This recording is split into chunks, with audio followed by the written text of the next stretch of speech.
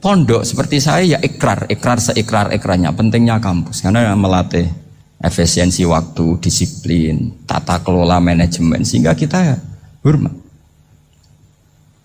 Tapi tadi kita harus saling melengkapi sehingga saya tunjukkan ke publik bahwa saya hormat sekali sama polisi, sama tentara.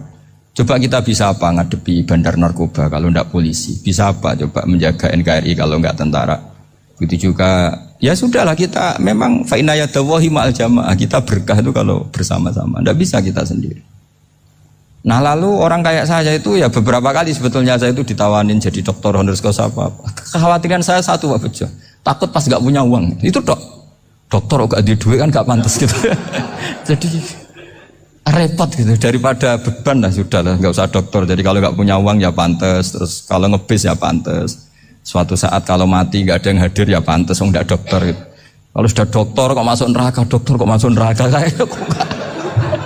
kayaknya apalagi rektor kampus Islam kok masuk neraka itu kan kok kayak nggak pas itu. Misalnya rektor Unisiola ditanya mungkar nakir, nggak bisa kan kayak gimana gitu. Makanya harus sering ngaji saya supaya agak malu di depan mungkar nakir. Masa rektor ditanya mungkar nakir enggak bisa. Harus berani bentak. Ini saya rektor loh Pak mungkar nakir. Masa kalau wali-wali dulu berani. Masyhur di cerita wali-wali ditanya marabbuka manabuka. Saya ini guru tauhid. Kok kamu tanya marabbuka manabuka yang ngelotok. Kamu enggak pernah ngaji enak aja tanya. Jadi wali-wali itu ya rileks ngadepi mungkin. Saya yakin rileks wali di Bang Parik baru. Saya yakin itu. Karena wali itu lebih dekat Allah. Sehingga orang dulu itu saya ulang lagi ya. Ada satu kearifan namanya hidup itu apa? Hidup itu adalah cari sebanyak mungkin supaya hidup itu tidak tergantung pada banyak hal. Sehingga misalnya cara berpikir orang-orang modern itu sebenarnya banyak orang-orang ilmuwan yang nggak ngagumi Amerika. Bukan karena angkuh ndak. Untuk mempertahankan kebesaran negara sebesar itu, kebutuhan listriknya besar, kebutuhan tentaranya besar, kebutuhan apa.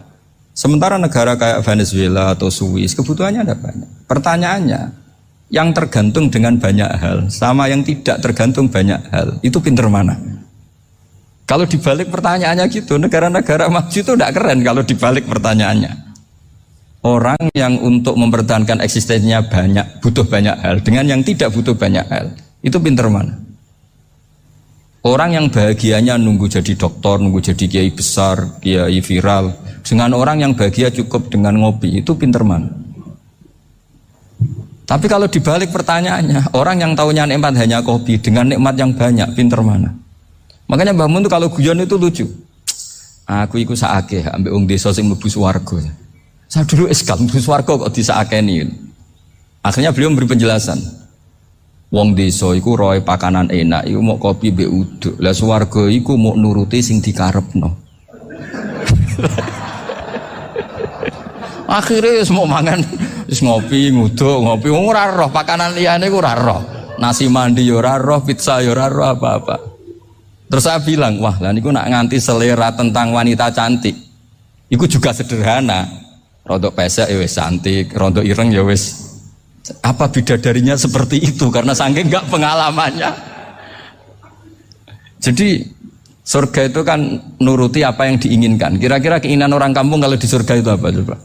Makanan apa coba? Ya nak senengnya ketemel gemblong itu. Artinya malaikat lebih suka nangani surganya orang-orang kampung timbang Pak Rektor. Ini sudah ribet ini. Makanan apa saja sudah harus dicoba ya.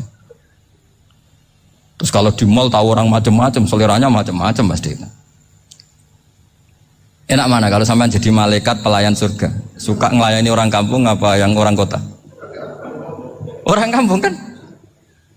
Jadi ya itu guyon tapi itu menjadi pikiran kita bahwa orang yang banyak kebutuhan itu sebetulnya banyak kebodohannya karena menggantungkan kebahagiaannya dengan banyak hal.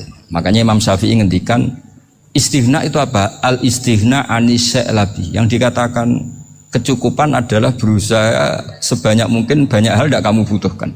Bukan memenuhi semua kebutuhan kamu karena nafsu kamu ini tidak ada batasnya gitu. Kalau kamu penuhin nggak akan selesai.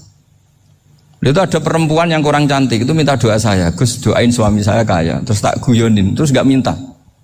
Kalau suami kamu kaya, yang pertama dirubah itu apa? Rumah, supaya rumah saya bagus. Kedua apa? Mobil, supaya mobil saya bagus. Nanti yang dievaluasi itu kamu.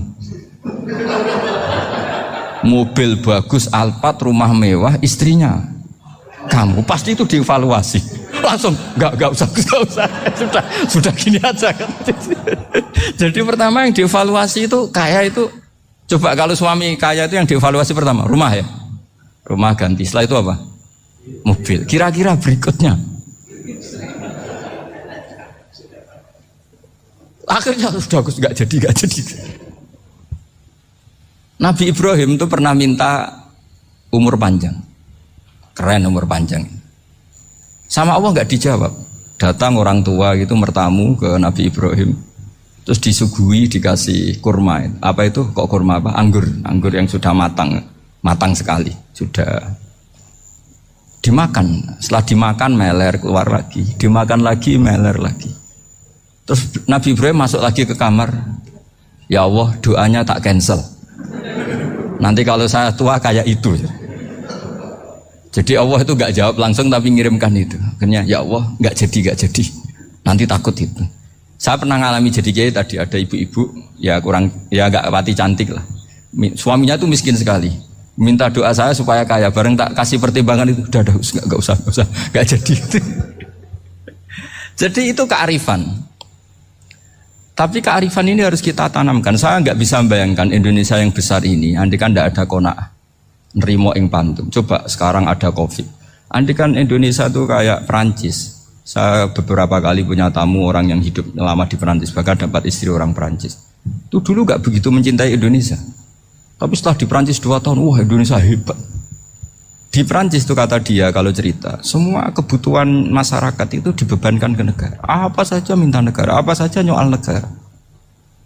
Sementara Indonesia, coba kalau Indonesia mengalami seperti ini kok tidak ada qanaah rimo ing pantum, bisa kios Indonesia.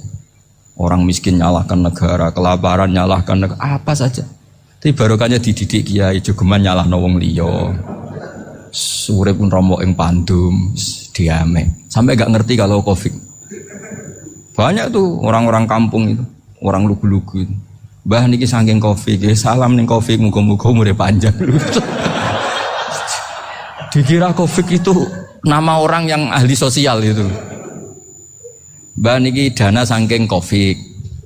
Matur nuwun sampai no salamku muga-muga umur panjang. Bingung kan yang nganterin ini. Ini gimana yang mau menjelaskan? Memang nggak paham, ribet kan. Tapi saya pastikan bahwa dengan keadaan seperti ini kita bahagia, kita